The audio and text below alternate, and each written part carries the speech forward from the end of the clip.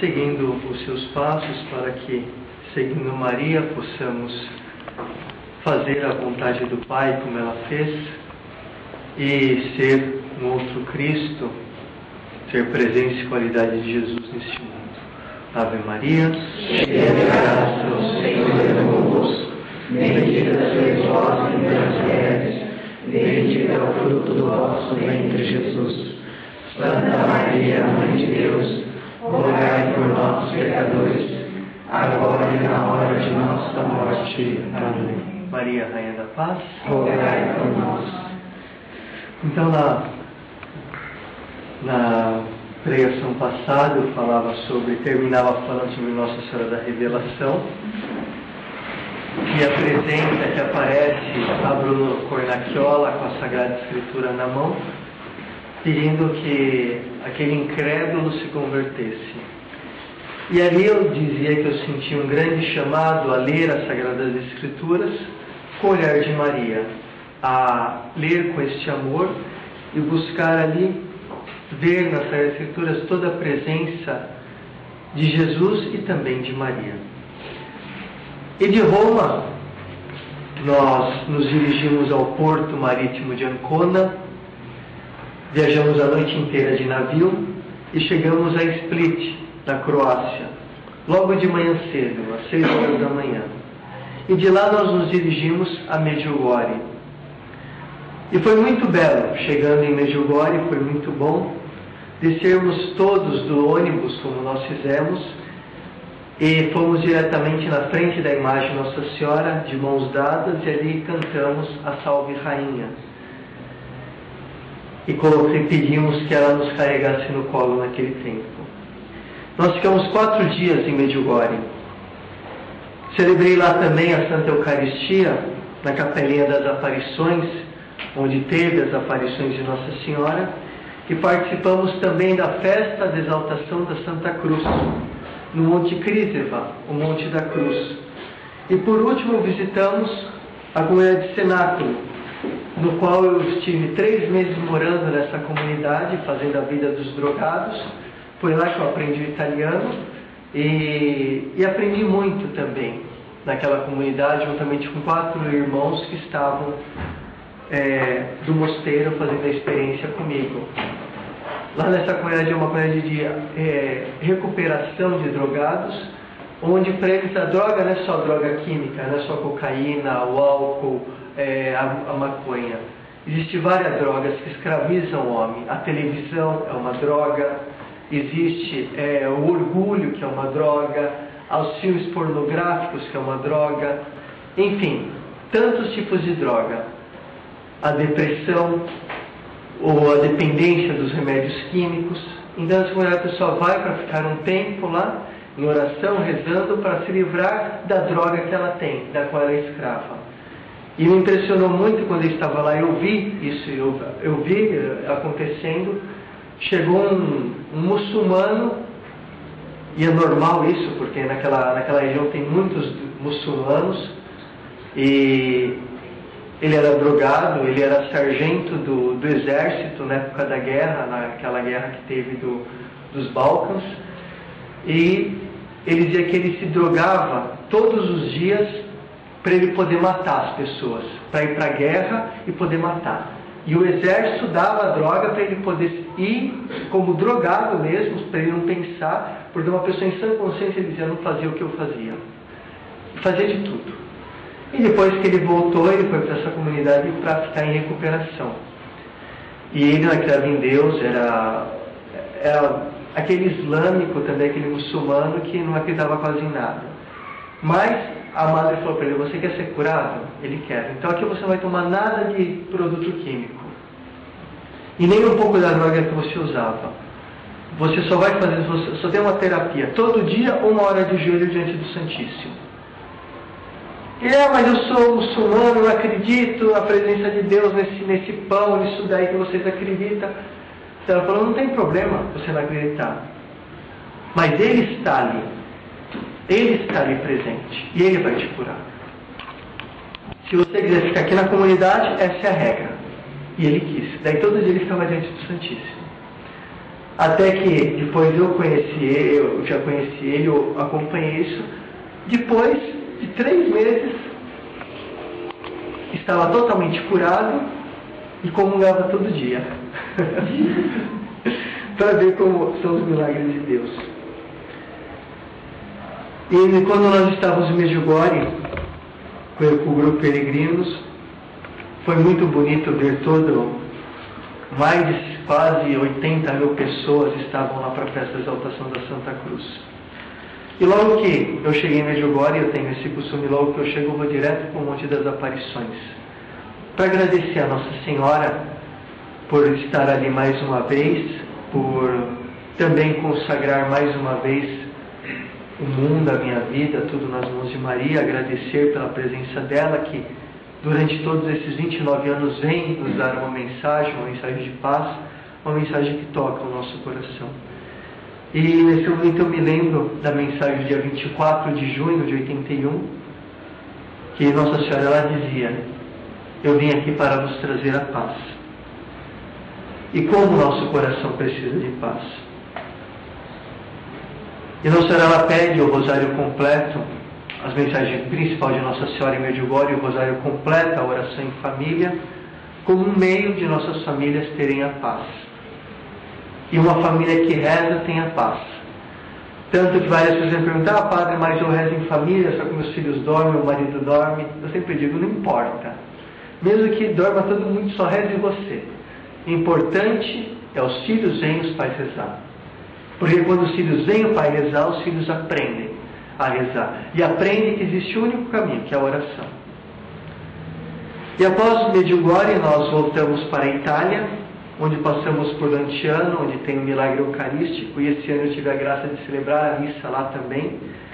E lá pudemos ver o milagre, onde Jesus, ele, na mão de um monge, que no momento se consagrava, um monge duvidou da presença real de Jesus na Eucaristia, e Jesus, ali na Eucaristia, se transformou.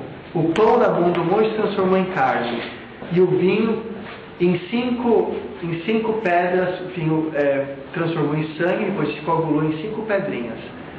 E é interessante porque se você coloca na balança as 4 pedras de um lado e uma pedra do outro, a balança fica equiparada. Se você joga 3 pedras de um lado e 2 do outro, a balança fica com o mesmo peso. Para mostrar assim que é um milagre que nem a gente explica, mas se Cristo está ali presente de forma total, independente se está em 5 pedrinhas, ou em 3 pedrinhas, 2 pedrinhas ou em uma, o peso é sempre o mesmo, que quebra todas as leis da física, para mostrar que Ele está ali, com a sua presença real. E esse milagre aconteceu no ano de 1252, é o milagre mais importante da igreja, eucarístico, porque foi ao milagre que Cristo se fez presente em sangue e em corpo, de forma total e visível. Tem milagres que é só do sangue, do vinho que se transformou em sangue, outro só do pão que se transformou no corpo, agora em Lanciano é dos 2 juntos. Então o milagre mais importante é eucarístico. De Lanciano nós passamos pela gruta da aparição de São Miguel Arcanjo, onde São Miguel Arcanjo, ele mesmo que apareceu ali, ele consagrou aquele santuário, tanto que é o único santuário no mundo que não é consagrado por um bispo, porque quando o bispo foi consagrar, o próprio São Miguel disse que ele consagrou aquele santuário. Então é o único santuário do mundo, a única igreja no mundo que não é consagrada por um bispo é em São Miguel Arcanjo, onde ir ali é um momento muito forte, porque até tem vários casos de possessões que não se consegue tirar o demônio. Quando a pessoa entra ali na gruta, o demônio sai do corpo da pessoa. E quando você entra, está escrito em latim: aqui é a porta do céu. E o quê? Esse lugar é terrível, é a porta do céu, Deus habita. Isso, esse lugar é terrível, é a porta do céu, porque aqui Deus habita. Está em latim na porta, é que ela sabe porque senão ela foi. Então, é um momento muito forte.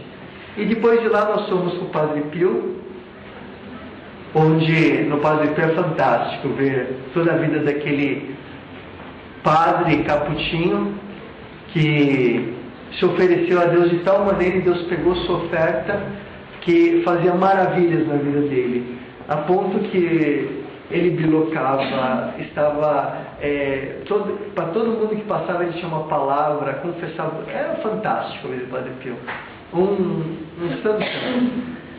Bom, mas eu acho que agora que eu quero entrar nessa segunda parte é Nossa Senhora Rainha da Paz, Nossa Senhora de Medjugorje. Vamos então para a conclusão deste dia de retiro. Em todos os santuários marianos que eu passei, pude presenciar as missas com aproximadamente 100, 120, e agora, este ano que eu fui para Medjugorje, para os 29 anos de aparições, 210 sacerdotes, celebrando a missa no dia 25 de junho. Milhares e milhares de peregrinos, todos indo ao encontro da Mãe. Isso me fez refletir que o Senhor só tem um propósito com as aparições de Maria na humanidade: salvar o mundo, usando novamente a sua Mãe, que agora mais do que nunca convoca toda a igreja a se unir a ela com o terço nas mãos para lutar com Satanás. E é interessante que em todas as aparições de Maria, em todas, ela aparece com o terço na mão, para mostrar que o terço é uma arma contra Satanás. Sabemos que no início da era cristã, o Senhor escolheu Maria, fecundou o seu seio por meio do Espírito Santo, e nele a palavra, o Logos de Deus, Jesus, se fez carne. Agora, mais uma vez, o Senhor usa Maria para anunciar profeticamente a sua palavra, que é o seu Cristo, para o mundo e para a igreja, sendo ela agora a última carta do baralho de Deus, o cheque-mate de Deus contra Satanás e contra o pecado. Nossa Senhora em Medjugorje, ela diz que aquelas aparições são as últimas da face da terra. Em todas as aparições de Maria, ela recolhe os seus filhos. Eu sempre brinco, os filhos de Maria se conhecem, porque se sente a presença, se sente a comunhão na oração. Maria dá-lhes as armas para lutar e dá a cada um uma resposta. É por isso que desde 1830 com a aparição de Nossa Senhora das Graças, até hoje podemos perceber que Maria pede a oração, a penitência em vista da conversão, para que a humanidade se reconcilie consigo mesma, com Deus e com todo o criado. Ela vê que o mundo corre um grave risco de destruição. Basta olhar o atentado de 11 de setembro nos Estados Unidos. E é por isso que a Virgem desce do céu e vem mostrar um novo caminho. Caminho este que pode mudar a história da humanidade, que caminha para a destruição, com o pecado, com as guerras, com os experimentos genéticos. E para este mundo de escuridão, ela dá uma resposta, que se fundamenta na oração, na penitência, na coragem de abandonarmos-nos em suas mãos e de não temer nada, nem a morte, mas confiar. Maria vem em Medjugorje como a Rainha da Paz, para realizar a profecia que iniciou em Fátima, ocasião em que falou da construção de um tempo de paz para a humanidade. E esse é o verdadeiro programa de Maria: trazer a paz ao nosso coração, ao mundo, por meio da oração. Mas esse tempo de paz só será construído se a humanidade, se nós nos convertermos, se nós aceitarmos a Deus cada vez mais e com sinceridade, com palavras e com obras na nossa vida. As aparições de Maria são um fato único, histórico, em que a Mãe se faz ainda hoje, em Medjugorje, presente no meio de nós, como mestra e como guia, nos conduzindo na escola da oração e da santidade, nos ensinando a orar e a caminhar na vida de santidade, para nos conduzirmos cada vez mais à luz, que é Jesus. Hoje escondida pelas trevas deste mundo, que propaga a morte, o aborto, a eutanásia, o homossexualismo, o socialismo. O mundo que está lançado num momento dramático de relativismo, onde tudo é relativo, onde o que importa é o achismo. O mundo onde vive um ateísmo prático, ateísmo que entra pela maldita da televisão nas nossas famílias. Um ódio contra a igreja, ódio contra a vida, ódio contra a família. Mas a Mãe nos apresenta as armas contra todo esse ódio: o jejum, a Santa Missa, a confissão mensal, a leitura da Sagrada Escritura como meio de matar a raiz do nosso pecado, o rosário pela paz no nosso coração, pela paz das nossas famílias e no mundo, para que, tendo-nos como aliados, nós, filhos seus, vivendo a santidade, possamos intervir diretamente contra Satanás, que semeia o ódio, a guerra e a destruição das famílias e do mundo. Sabemos que as mensagens de Maria nos transmite em Medjugorje são continuações das mensagens de Fátima. Assim gostaria de comentar convosco esses segredos, tendo como pano de fundo as aparições em Fátima. Sobre essas aparições de Fátima, a Congregação para a Doutrina da Fé se pronunciou lançando um documento intitulado A Mensagem de Fátima. Para recapitular, no dia 13 de maio de 2000, o Papa João Paulo II revelou o terceiro segredo de Fátima. Sabemos hoje parte dele, porque o Bento XVI agora deu outra ênfase, sendo este o atentado que ele próprio sofreu em 13 de maio de 1981, que foi salvo pelas mãos da Virgem de Fátima. Neste dia, o turco Mehmed Ali Agca disparou 3 tiros, ferindo gravemente o pontífice no estômago, na mão esquerda e no cotovelo. Sobre Fátima, a Santa Sé se pronunciou dizendo: Fátima é sem dúvida a mais profética das aparições modernas. A primeira e a segunda parte do segredo dizem respeito à pavorosa visão do inferno, a devoção ao Imaculado Coração de Maria, à Segunda Guerra Mundial e depois ao prenúncio dos danos imensos que a Rússia haveria de causar à humanidade.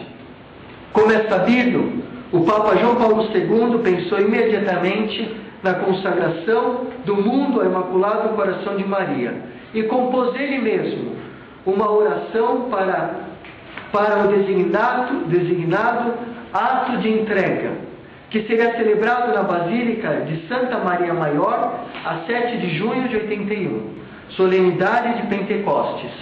Mas o Papa, ausente por causa do atentado de 13 de maio de 81, enviou uma radiomensagem com sua locução, onde se refere exatamente ao ato de entrega, de consagração. E para responder mais plenamente aos pedidos de Nossa Senhora, o Santo Padre quis, durante o Ano Santo de Redenção, tornar mais explícito o ato de entrega de 7 de junho de 81, repetindo-o em Fátima no dia 13 de maio de 82. No dia 25 de março de 84, quando se recorda o Fiat pronunciado por Maria no momento da Anunciação, na Praça de São Pedro, em união espiritual com todos os bispos do mundo, precedentemente convocados, o Papa, portanto, traduz o grande impulso sobrenatural. O Papa, então, entrega a Imaculado Coração de Maria aos homens e os povos. Por 3 vezes, o Santo Padre, o Papa João Paulo II, fez o ato de consagração. Por isso que o seu lema era Totus Tuus, todos de Maria. Agora vemos que o pronunciamento mais recente da Igreja sobre a mensagem de Fátima, dada pelo nosso amado Papa Bento XVI, é dada no dia 11 de maio de 2010, para os jornalistas, no voo que o Papa saía do Vaticano, de Itália, para Portugal. Diz o padre Lombardi, que é da sala de estampa do Vaticano, perguntando ao Papa: sobre Fátima, qual o significado que as aparições de Fátima têm para hoje, Santo Padre? Quando o Senhor apresentou o texto do terceiro segredo de Fátima na sala imprensa vaticana, texto que nós lemos, em junho do ano 2000, estávamos muitos de nós e outros colegas de então, e foi-lhe perguntado se a mensagem podia estender-se para além do atentado de João Paulo II, também para outros sofrimentos dos papas. Segundo o Senhor, é possível enquadrar igualmente aquela visão, o sofrimento da igreja de hoje pelos pecados e abusos sexuais contra os menores, como o caso de pedofilia do clero? O Papa Bento XVI responde, coligando a Fátima. Antes de tudo, diz o Santo Padre Papa Bento XVI, gostaria de expressar a minha alegria de ir a Fátima, de rezar diante de Nossa Senhora de Fátima, que para nós é um sinal da presença da fé, que justamente dos pequenos nasce uma nova força de fé, que não se reduz aos pequenos, mas que tem uma mensagem para todo mundo e toca a história, precisamente no seu presente, ilumina toda a história da humanidade. No ano de 2000, na apresentação, disse que uma aparição, ou seja, um impulso sobrenatural divino, não vem somente da imaginação da pessoa, mas, na realidade, da Virgem Maria, do sobrenatural, que o impulso desse tipo entra no sujeito e se expressa segundo as possibilidades desse sujeito. O sujeito é determinado pelas suas condições históricas, pessoais e temporais, e, portanto, traduz o grande impulso sobrenatural, segundo as suas possibilidades de ver, de imaginar e expressar. Mas essas expressões, articuladas pelo sujeito, esconde-se um conteúdo que vai além, mais profundo, e somente no curso da história podemos ver toda esta profundidade, que estava, digamos, vestida nesta possível a pessoa concreta. Deste modo, diria também aqui, além desta grande visão do sofrimento do Papa, isso é importante, que podemos referir ao Papa João Paulo II, em primeira instância, indicam-se realidades do futuro da Igreja, que se desenvolvem e se mostram paulatinamente. Por isso, é verdade que além do momento indicado da visão, do terceiro segredo, fala-se e vê-se a necessidade de uma paixão da Igreja, que naturalmente se reflete na pessoa do Papa. Mas o Papa está para a Igreja, e assim são os sofrimentos da Igreja que se anunciam. O Senhor nos disse que a Igreja seria sempre sofredora, de diversos modos, até o fim do mundo. O importante é que a mensagem, a resposta de Fátima, não vai substancialmente na direção das devoções particulares, mas precisamente na resposta fundamental, ou seja, a conversão permanente, a penitência, a oração e as 3 virtudes teologais, fé, esperança e caridade.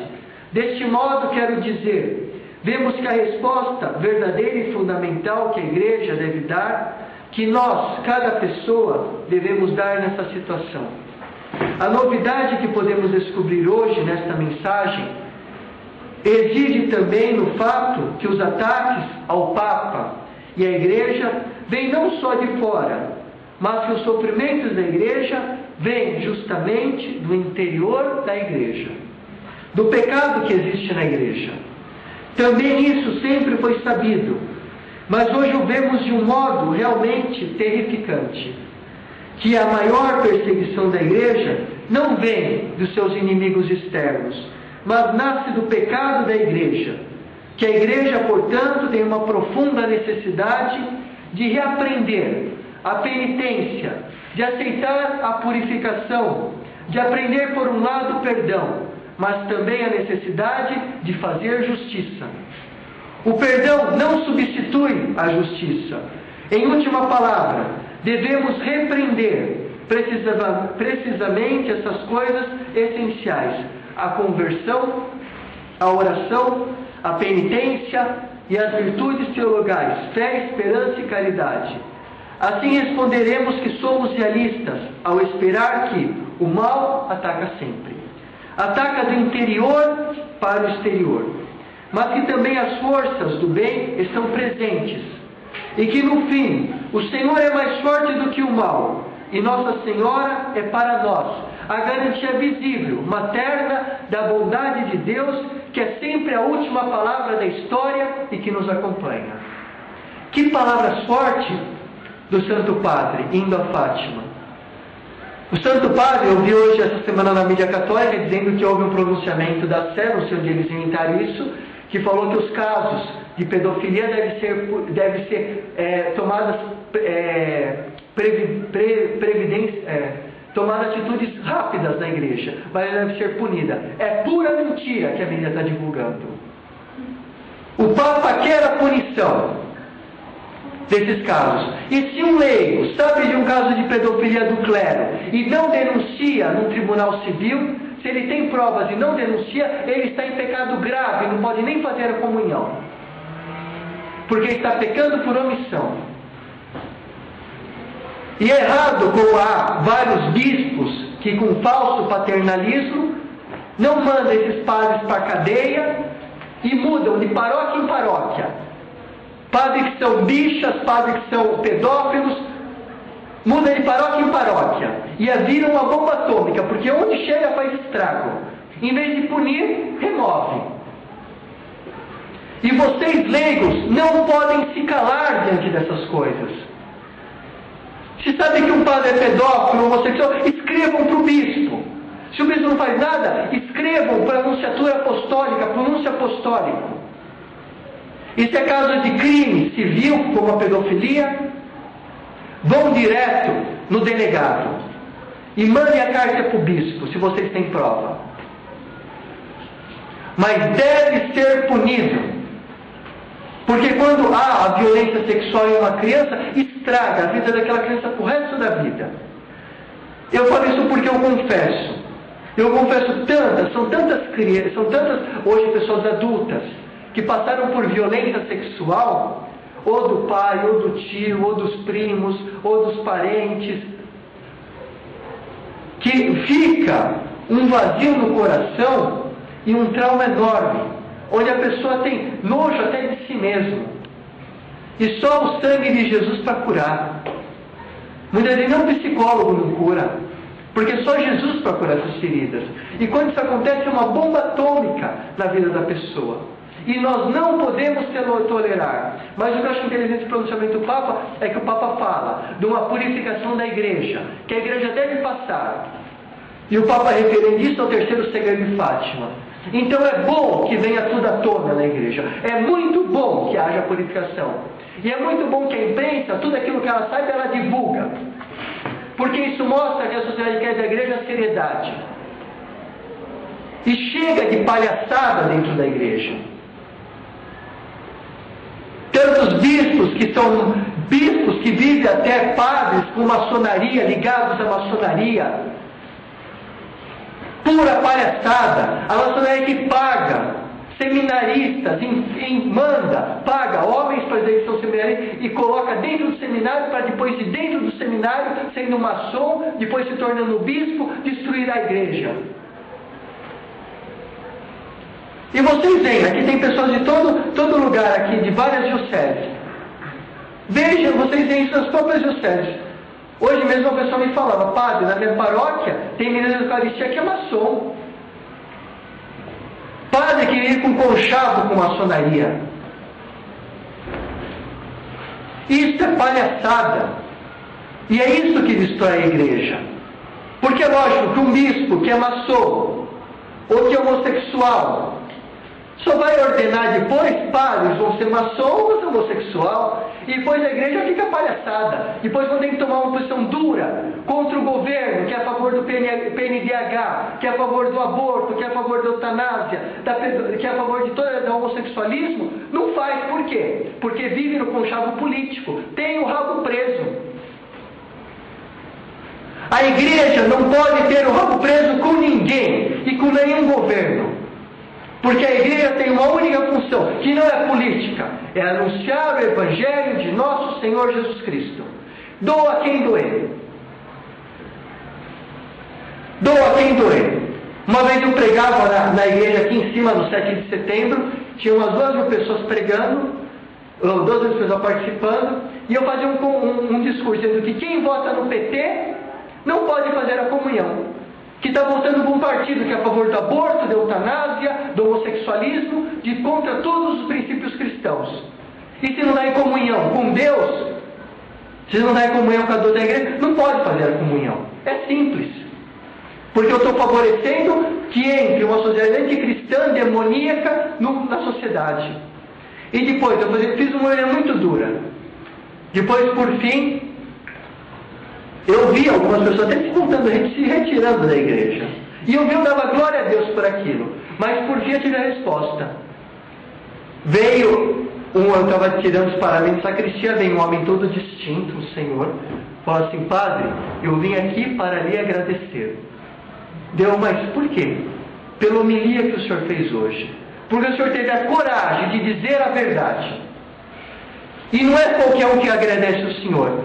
Eu sou professor de Direito numa universidade pública. Eu sou comandante da Polícia Militar.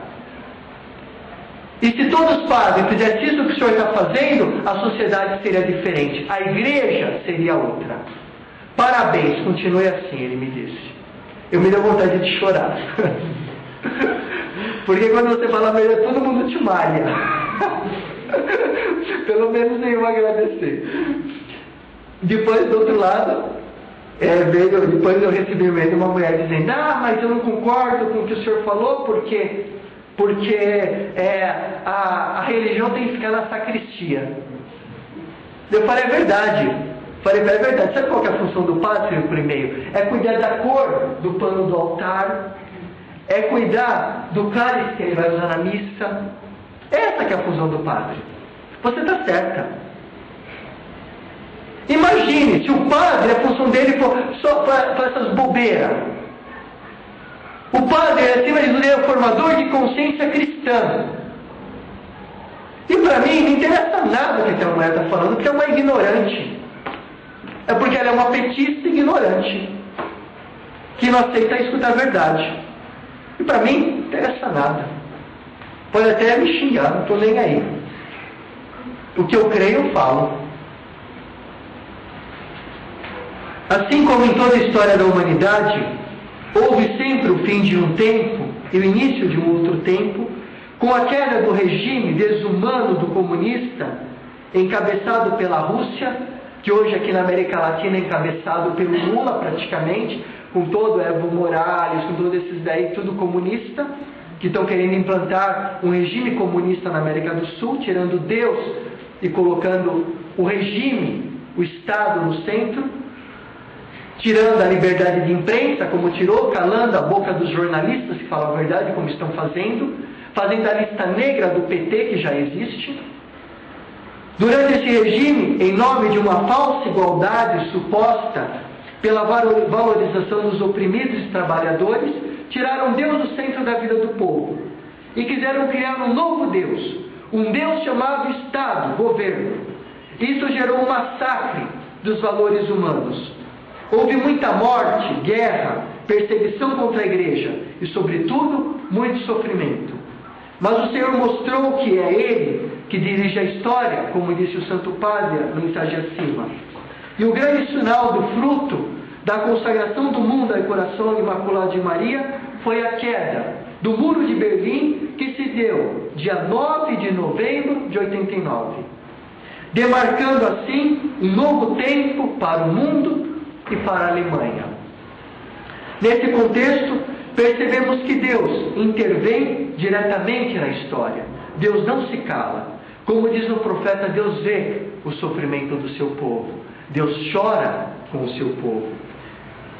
Mandando sinais e profetas em seu nome, Deus ele anuncia, durante toda a história da salvação, a conversão e a sua misericórdia, dizendo, se vós não vos converteres, o pecado vos destruirá. Essa se traduz em justiça, e no seu imenso amor, que é a própria justiça. Para isso ele nos envia hoje Maria, a mãe de seu Filho Jesus, que nos mostra o caminho da paz e da verdadeira vida nele. Percebo que muitas pessoas, ao pensar nos segredos, acreditam que virá o fim do mundo. Até alguns movimentos, algumas aparições, pseudo-aparições, que eu não quero entrar no mérito se são verdadeiras ou se não são, sempre falam de um fim do mundo. Mas do que se trata os segredos de Medjugorje? Que só a continuação de Fátima. Seguramente não se trata do fim do mundo, mas do início de um novo tempo, um tempo de paz. Os segredos de Medjugorje tratam de acontecimentos próximos, direcionados para o futuro do mundo e da igreja, dos quais a nossa geração, muitos de nós, será testemunha.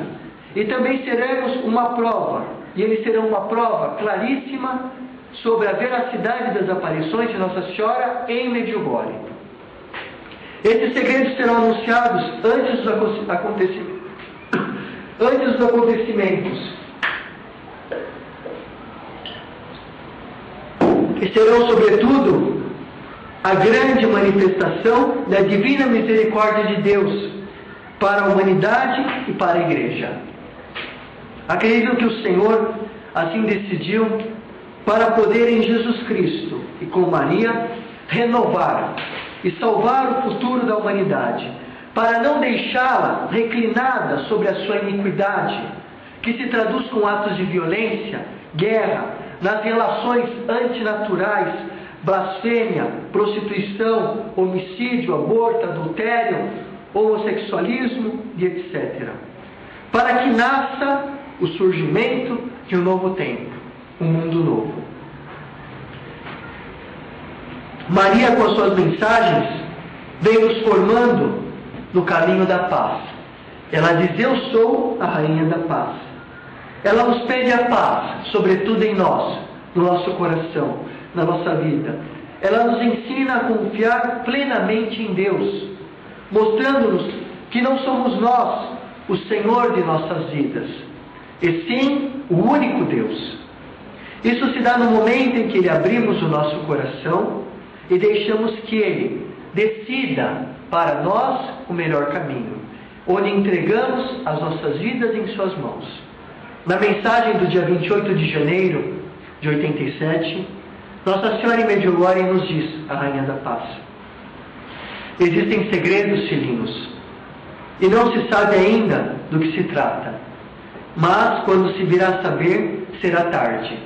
Retomai a oração, nada é mais importante que ela. Escutai-me, filhinhos, e refleti em oração sobre este meu chamado. Atualmente, dos 6 videntes, 3 receberam os 10 segredos. Receberam os segredos Miriana, Ivanka e Jacob, todos os 10 segredos. E eles não têm aparições cotidianas. Visca, Ivan e Maria, que ainda as têm, possuem, ainda faltam os segredos. Sobre os segredos não sabemos muito do que se trata, mas os videntes, em algumas entrevistas e pronunciamentos aos peregrinos, fazem breves comentários. As declarações mais marcantes são as de Miriana. No ano de 2002, quando estive em Medjugorje pela primeira vez, fazendo noviciado, que eu morei 6 meses em Medjugorje, com mais 4 irmãos, impressionou-me as palavras de Jacob, que recebeu o 10º segredo no dia 12 de setembro de 1998, na Flórida, durante uma aparição particular. E ele dizia aos peregrinos, falando sobre os acontecimentos do mundo, Maria nos diz: com a oração e o jejum, podemos mudar os acontecimentos. As famílias que escolhem Deus por Pai, e a Igreja com sua casa, e eu como mãe, não devem temer os segredos, e nem os acontecimentos, pois é um coração de Pai que guia o mundo. No dia 27 de fevereiro de 1998, Miriana, na entrevista com o Padre Lívio, diretor da Rádio Maria, dizia: eu tive que escolher um sacerdote para dizer os 10 segredos. Escolhi o padre franciscano Peter Lubitsch, a quem devo dizer o que acontecerá e onde acontecerá, 10 dias antes do acontecimento. Devemos passar 7 dias em jejum e oração, e 3 dias dos acontecimentos antes, Padre Peter deverá anunciar ao mundo o que haverá, onde haverá. Assim se saberá que é uma coisa do Senhor. Maria diz sempre: não ficai falando sobre os segredos, mas rezais, porque quem me sente como mãe e tem Deus como Pai, não tem do que temer. Todos nós falamos de que coisas acontecerão no futuro, diz Miriana. Mas quem de nós pode afirmar que estará vivo amanhã? Ninguém. O que Maria nos ensina é de que nós não devemos nos preocupar com o futuro, mas de sermos prontos para aquele momento, para ir ao encontro do Senhor, e não perder tempo falando dos segredos e das coisas desse gênero. Padre Peter, que agora está na Alemanha, quando ela fez o pronunciamento, ele estava na Alemanha. Agora faz 2 anos que ele voltou para Medjugorje. Está próximo da paróquia, a 30 quilômetros da paróquia. Que está na Alemanha, quando vem a Medjugorje, brinca comigo dizendo: vem cá, Miriana, vem se confessar e me diz ao menos um segredo dos teus pecados.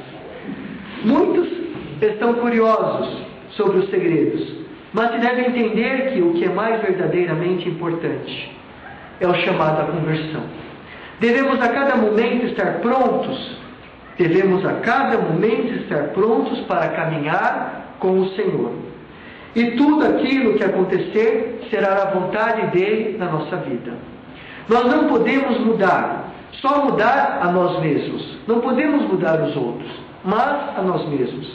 Sobre o 7º segredo, rezei e pedi a Maria que fosse possível. Se fosse possível, ao menos uma parte desse segredo fosse anulada e fosse mudada. E ela disse que deveríamos rezar. Rezamos muitíssimo. E ela disse que foi modificada uma parte do segredo, que é duríssimo, mas que agora não se pode mais mudar, porque é a vontade do Senhor que se deve realizar. Miriana dizia que é importante é estarmos prontos para caminhar com o Senhor, para ir ao seu encontro. Isto me faz lembrar Eckhart Rielson, escritora holandesa do Holocausto, cuja morte ocorreu em 30 de novembro de 1943, em Auschwitz, na Polônia. Ela, que era judia, no seu diário escreve: a única coisa que podemos salvar neste tempo é também a única que verdadeiramente conta. É a presença de Ti em nós mesmos, meu Deus. E talvez também podemos contribuir a desenterrar a Tua presença nos corações devastados dos outros homens. Essa frase dessa escritora me toca profundamente, porque ela, judia, no campo de concentração, ela percebe que naquele momento de extremo de dor, onde não havia esperança, onde havia mais nada, era só morte e sofrimento, ela percebe a necessidade de encontrar a presença do Senhor no seu coração, e para depois resgatar aqueles outros que perderam a presença de Deus. Olha que ardor missionário tinha aquela judia. Sabemos que Mirjana recebeu de Nossa Senhora uma folha especial, sobre a qual estão escritos 10 segredos. E esta folha é feita de um material que não se pode descrever, que não é deste mundo, como dizem os cientistas que analisaram. Ele provém do céu. É o texto que ali está escrito, não se pode ver, só se lerá no dia da proclamação dos segredos. E é interessante que essa folha, se você pega ela, você solta ela da mão, toda a folha cai. Essa fica suspensa no ar. É um dado fantástico. Segundo Mirjana, Nossa Senhora está muito preocupada com os que não creem, porque não sabem o que os espera após a morte. Nós que temos a consciência podemos rezar e jejuar por eles, pois vale mais a nossa oração e o nosso jejum oferecido a Deus do que um caminhão de palavras do tipo você deve ir para a igreja, você deve rezar, que não servem para nada, nem para dar o nosso testemunho cristão, porque o que toca é o nosso testemunho, as nossas ações, e não as nossas palavras. É lógico que eu, como padre, eu falo demais, mas eu espero também o povo me veja rezar também. Na mensagem do dia 14 de abril de 82, a Virgem Maria disse: este tempo no qual vós viveis está abaixo do poder de Satanás. Mas quando forem realizados os segredos que vos foram confiados, o seu poder será destruído, porque ela já pisou na cabeça da serpente. Os dias de Satanás estão contados. Já agora, ele começa a perder o seu poder e se torna ainda mais agressivo, destruindo o matrimônio, colocando a discórdia entre as almas consagradas, causando obsessão, provocando homicídio. Protegei-vos com o jejum e a oração, sobretudo com a oração comunitária. Levai convosco objetos abençoados e os colocai também em vossas casas, e adquiram novamente o uso da água benta. Porque pela tradição da água benta, da igreja, a aspersão da água benta coloca em fuga Satanás e os seus anjos rebeldes. A Virgem Maria diz que a paz do mundo está em crise. E por isso convoca os homens à reconciliação e à conversão. Pois essas aparições são as últimas sobre a face da terra. E que por isso são tão longas e frequentes na história, apesar que teve outras aparições mais longas ainda. Sobre o sinal visível prometido de Nossa Senhora, segundo os videntes, será um sinal deixado no lugar das aparições, no Monte Pódomo, para toda a humanidade. Será um sinal de esperança, de alegria, será um belíssimo. Todos aqueles que lá forem poderão ver o sinal. Será permanente e indestrutível. Uma forte presença de Maria. Contudo, sabemos que devemos nos converter antes da chegada desse sinal, que faz parte do terceiro segredo de Medjugorje, porque depois poderá ser tarde demais. Com certeza haverá aqueles que esperarão o sinal, mas para se converterem. Talvez até se ajoelharão diante do sinal, mas não crerão. porque estarão com o coração endurecido. Me recordo das palavras de Jesus: felizes aqueles que acreditaram sem ter visto. Assim, felizes de nós, se hoje acolhemos essa mensagem de Maria no nosso coração e a colocamos em prática. Antes do terceiro segredo, do sinal, serão revelados os primeiros segredos. E depois do primeiro acontecimento, os outros se sucederão. E em um breve espaço de tempo. Contudo, a humanidade, após o sinal, terá ainda mais um breve tempo para se converter, o tempo da graça que se prolonga. Esse será o tempo da misericórdia, no qual o Senhor dá ao homem mais uma oportunidade para Deus, iniciando para ele mais uma vez a nova vida. O 9º e o 10º segredo são graves. São consequências do pecado do homem, sendo que o castigo será inevitável. Porém, poderá ser amenizado, e é por isso que Maria nos diz: com a oração e o jejum, podereis afastar as guerras e os desastres naturais. Mirjana diversas vezes disse: convertei-vos logo e abri o vosso coração a Cristo. E todas as vezes que penso nos segredos, diz Mirjana, choro. Contudo, é um tempo belo, porque nunca Maria esteve tão próxima de nós como está aqui em Medjugorje. Mas são poucos os que se convertem. A irmã Lúcia, no dia 12 de maio de 82, escreveu uma carta a João Paulo II falando sobre os segredos de Fátima. E dizia: não digamos que é Deus que assim nos castiga, mas sim que são os homens que para si mesmos preparam o castigo. Deus apenas nos adverte e chama algum caminho, respeitando a nossa liberdade, a liberdade que Ele nos deu. Por isso os homens são responsáveis pela consequência de seus pecados. Sabemos que no próprio pecado cometido está embutido o seu castigo, a sua consequência. Deus perdoa o pecado, mas Ele não tira a consequência do pecado. Quando Davi adulterou, pegou a esposa de Urias, Betsabeia, e fez dela um filho do pecado, o Senhor perdoa o pecado de Davi, mas se a consequência do teu pecado será: teu filho morrerá, os teus filhos tomarão as tuas esposas à frente dos teus olhos, e teu reino não terá mais paz. Consequência do pecado. Deus, desejoso que o homem acolha a sua salvação, envia-lhe profetas e mensagens para alertá-lo, para chamá-lo a mudar de vida, oferecendo-lhe o tempo da graça, o tempo da conversão. Deus anuncia a conversão, mas quando o homem se fecha ao anúncio profético do Evangelho, o próprio Deus fica de mãos atadas.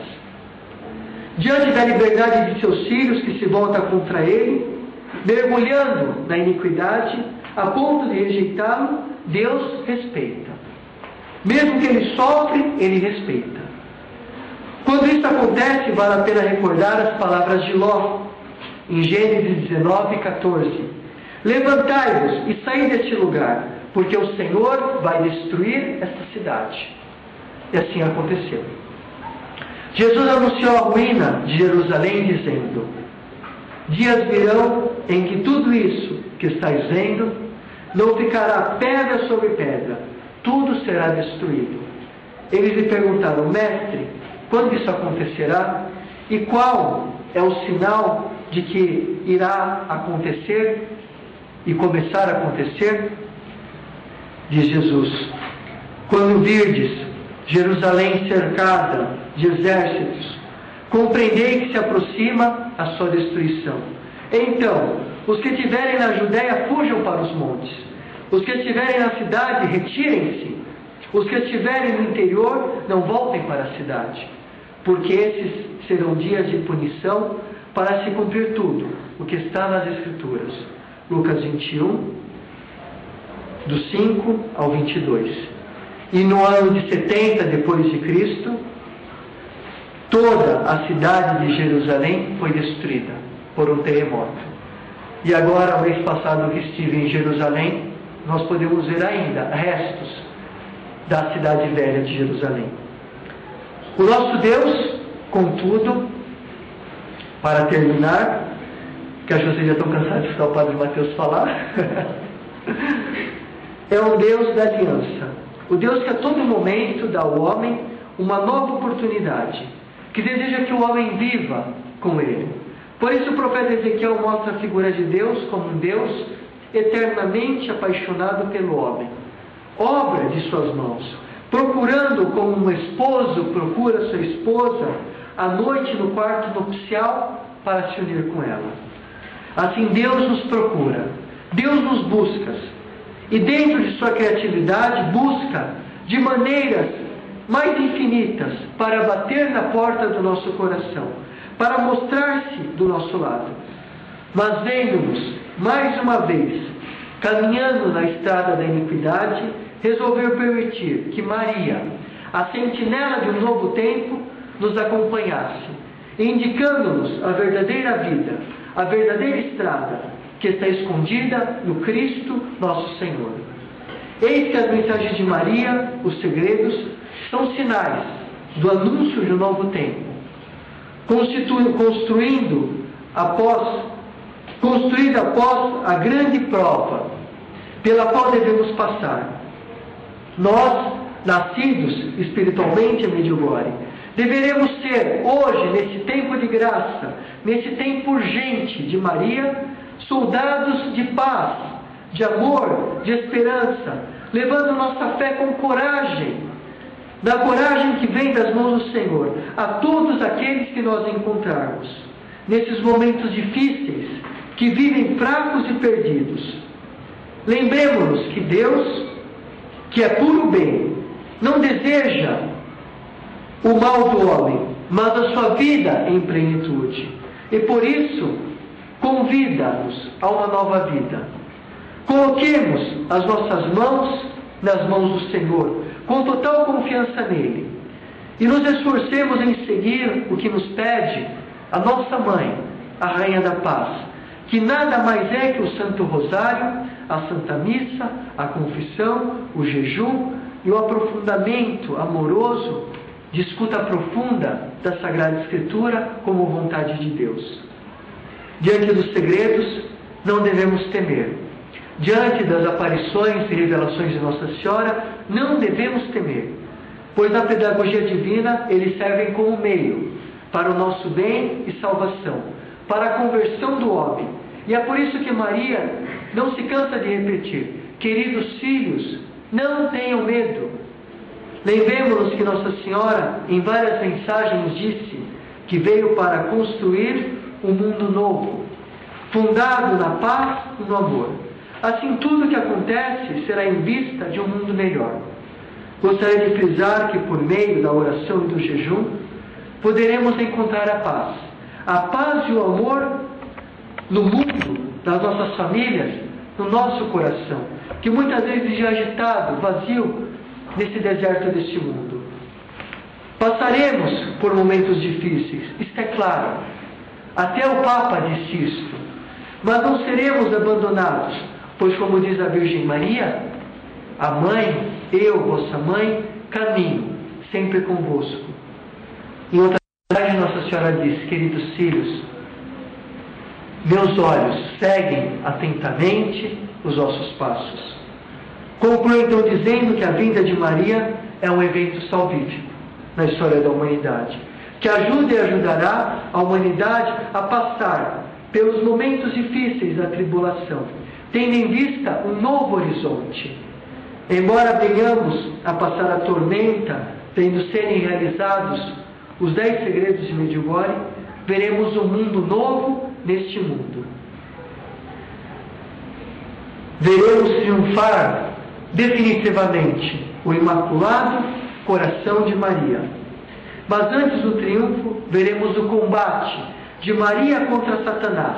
Veremos Satanás ser esmagado de uma vez por todas nos pés de Maria.